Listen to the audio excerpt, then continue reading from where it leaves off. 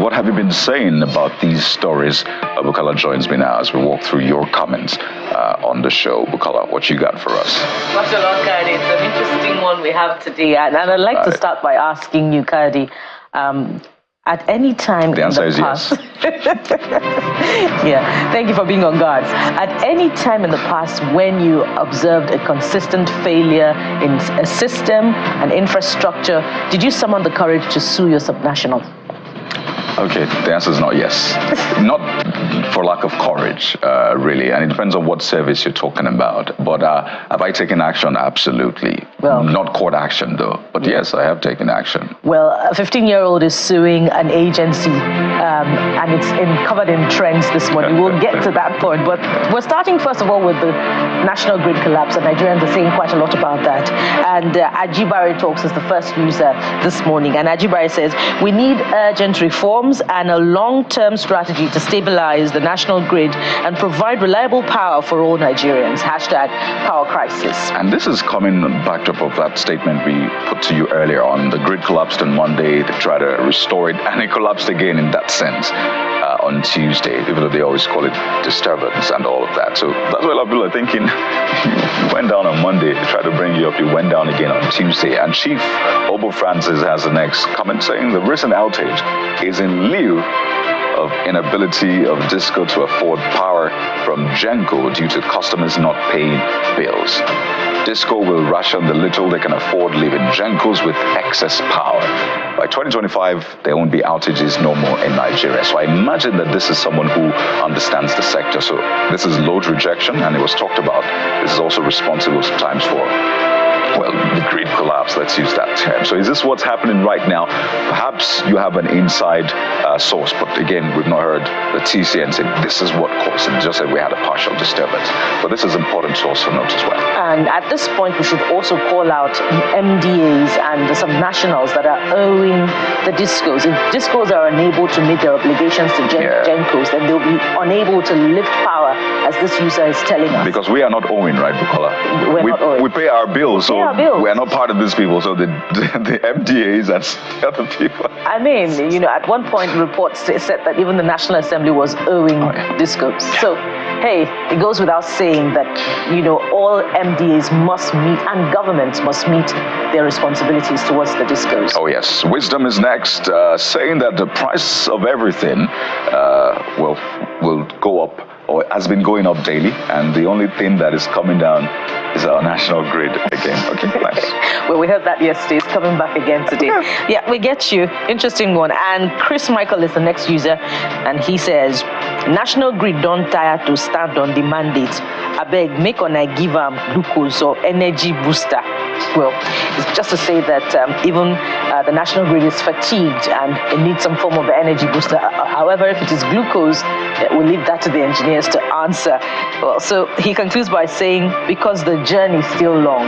It's always interesting when you try to, you know, translate pidgin to English. It doesn't quite work. Pidgin is pidgin. Let's move on to that 15-year-old that Bukola talked about, who is suing the Federal Ministry of Education, JAMB, and the NUC, that's the National Universities Commission, over the government's policy that says below 18 years cannot enter or gain admission into university. So Odogu says this is a welcome development. That's how this user starts.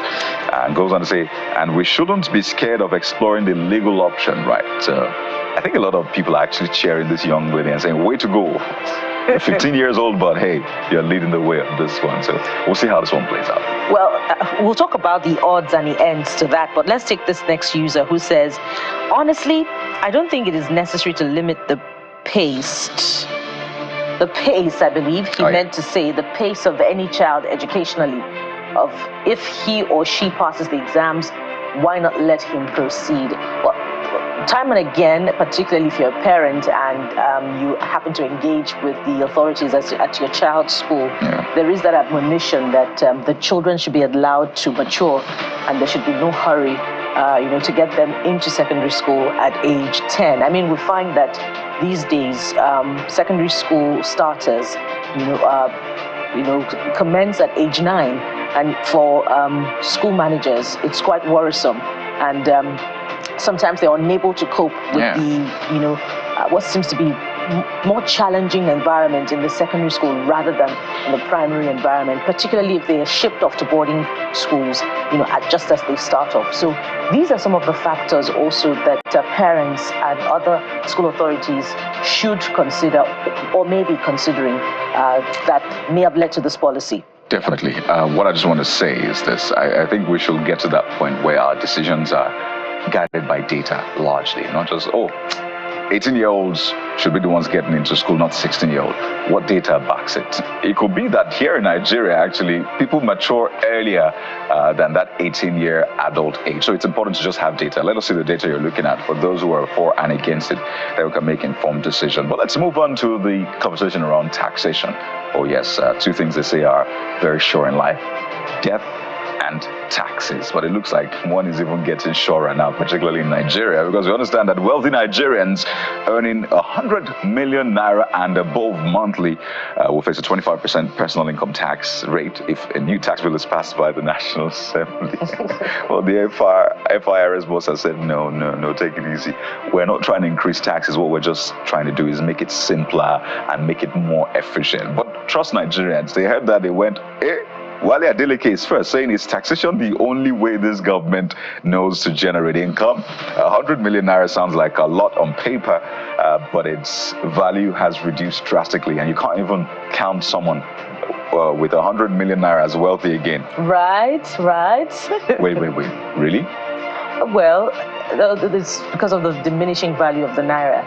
And even if you had 100 million naira in your account now, if care is not taken in the next 1 year, what will be the value of the 100 million naira? That's not to say that I don't want 100 million naira in my account. Anybody with 100... Kadi can show some compassion and just send me a certain percentage of that amount.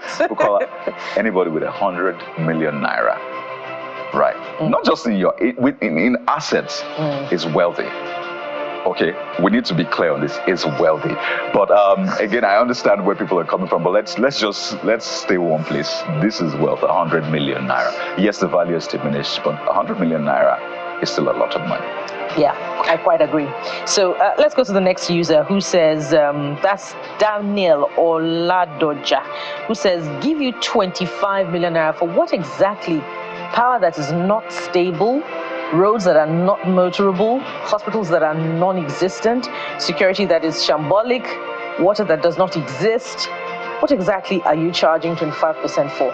And that goes to the point about, the viability of the taxes that Nigerians are paying in the first place. Where is the evidence that this tax are judiciously used such that they can be encouraged, to willingly pay taxes?